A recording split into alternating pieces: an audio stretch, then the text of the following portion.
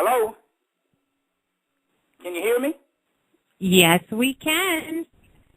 Yes, okay, yes. All right. Oh, all right, Brother Bobby. That's it. Wonderful. We are we are back. Wow. We have a packed house, Brother Bobby. I can't tell you enough that I almost didn't get a chance.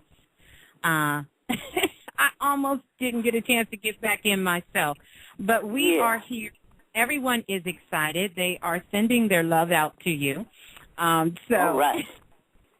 That's a beautiful thing. We have played the song by Duke Ellington, so we're going to go ahead, Brother Bobby, and jump right into it to begin to talk about the Dark Moon Rising and the Khonshu and the Lunar race. I just make a comment on this Duke Ellington thing. Yes. The reason why I played it is from the Nutcracker Suite. Duke Ellington made a Nutcracker Suite, you know, the famous Nutcracker by Tchaikovsky.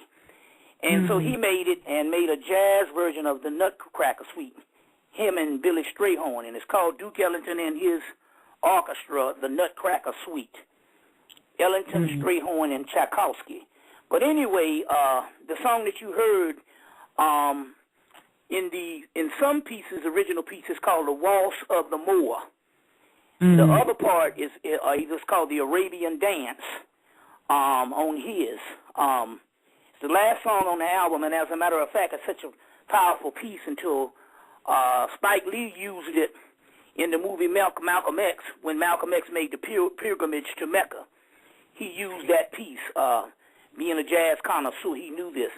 The Tchaikovsky is a very powerful, that Nutcracker, when you see that and all, and it's celebrated all over the world. But the thing about it, the reason why he would put the Waltz of the Moor on there is because of Russia's black element.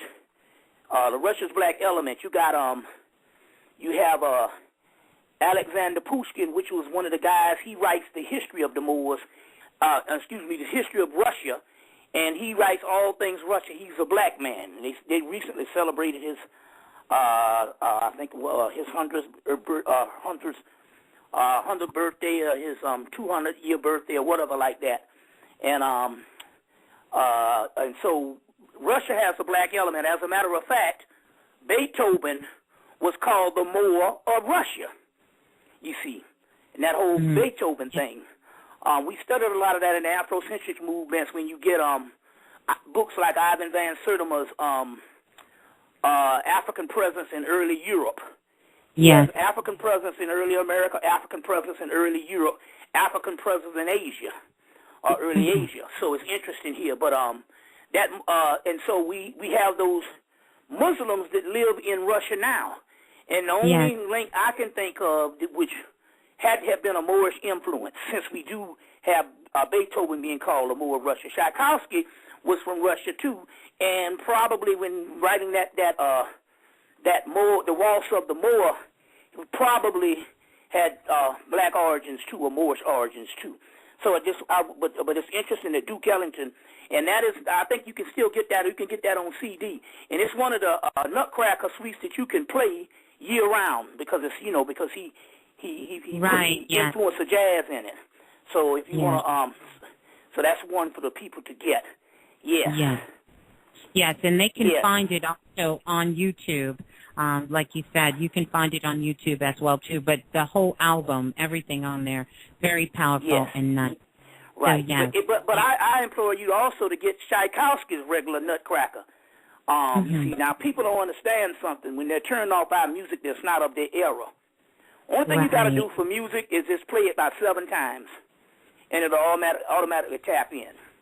You see, automatically tap in. You see, which reminds me, because we're going to do something today on Khonshu, and I'll revisit this. But as a brother Andrew Brown called me today, and ironic, they told me about Fela Kuti has a song where he's chanting Khonshu. And it's ironic because when I just got the call from you yesterday to come on, and then we went to the little 5 Points, and it's down here in Atlanta, and there's we went there, and I bought this The Best of the Black President, which is Fela's album. It's a double album set plus a DVD. But on there had that Khonshu song, so I said, okay, that means that there's some connection between you and Khonshu. So we're going to get into all that, but I don't want to go ahead of myself. Yes. All right. That's what's up. So we are definitely ready to get in. It's been a lot of things going on, even going back to the winter solstice and that energy, because that was very, very unique. And I know that this is a lot about what you'll be speaking about tonight here also. Yes, that's very important. I think that is the reason why this energy somehow enlisted me to come on your show. You see what I'm saying, you see. They had been sending transmissions last week, you see, and all, and then I realized, so we'll get into it, and when we break it down, we'll see that this show is supposed to be going on right now at this particular time. You see what I'm saying? So, but I want to also reiterate several things that's happening. They knew it was going to be a powerful winter solstice, so what they did is they blanketed America with snow. And see, now what it is, they just, now what they do is they just go up with the chemtrails, and they drop the chemtrails, and they design the snow. They don't have to do the HARP program. They can do this, you know. And so the rest of the country that didn't have snow, they had mudslides and floods. But even part of Northern California had snow. That is for a reason. That is for a reason. You see, and so this whole winter was designed to be a certain way, because on the flip side, if we talk about something spiritual, something that is going on with this eclipse, might I add, it was what, how many years they said it was? I think it was about 400 years or so. About close to 400 years, and you know, right when this eclipse last occurred, we had just come into slavery, a little over 15, 20 years. So we were at the early stages of slavery. You see, because you're talking about the first in the late 1500s, and then your 1600s was the crux of when it really started developing into the slave trade. And they got their bearings on it in the market and all of this type of thing. So it's just very interesting how something, the last time it occurred, we were going on lockdown, and now, and as we will make the case tonight, that this one has something to do with the evolution. Not just for black people, but the whole planet. But black people are one of the focal points of this. It's very interesting here.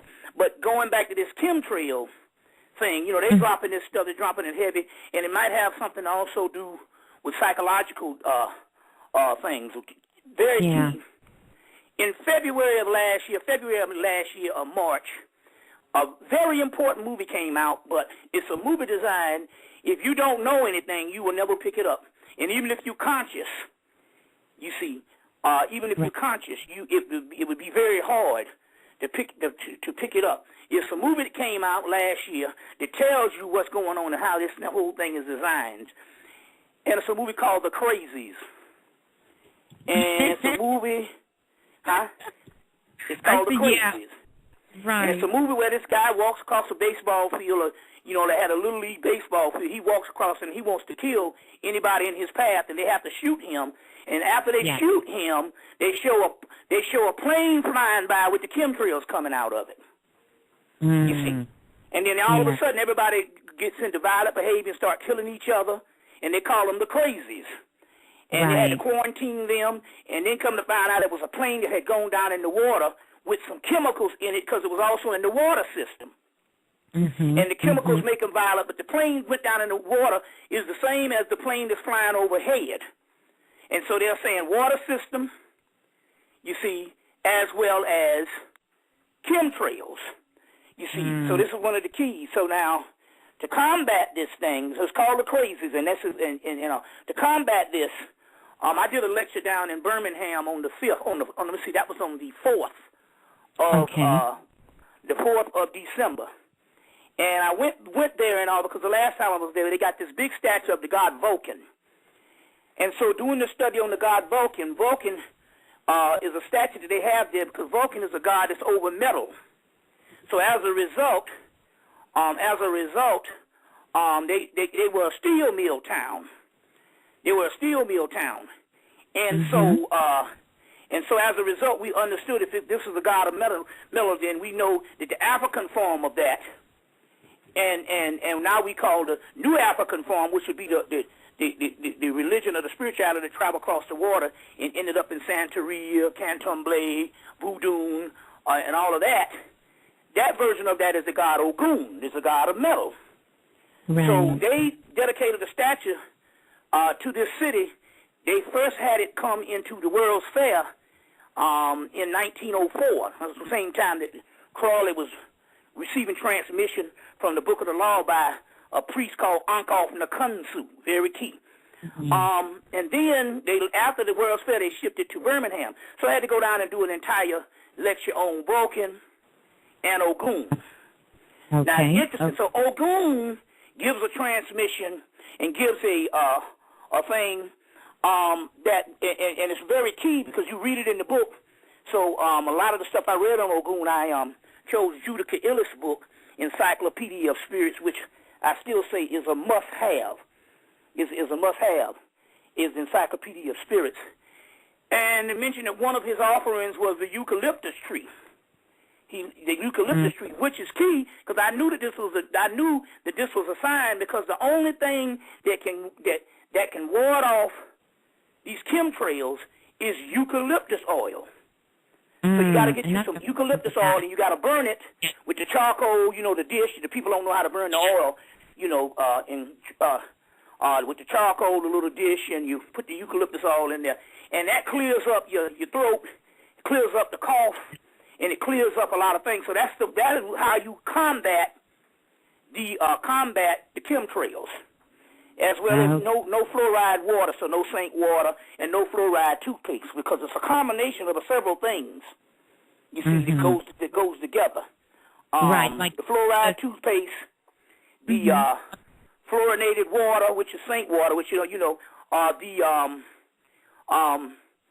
several things, as well as just the chemtrails themselves, and not wearing a hat. Right. You see what I'm saying? And not wearing a hat. Right. So this is so one of the keys here is eucalyptus oil is what you're going to do to try to combat that. The other thing is also, as you know, the purple disc gets rid of that.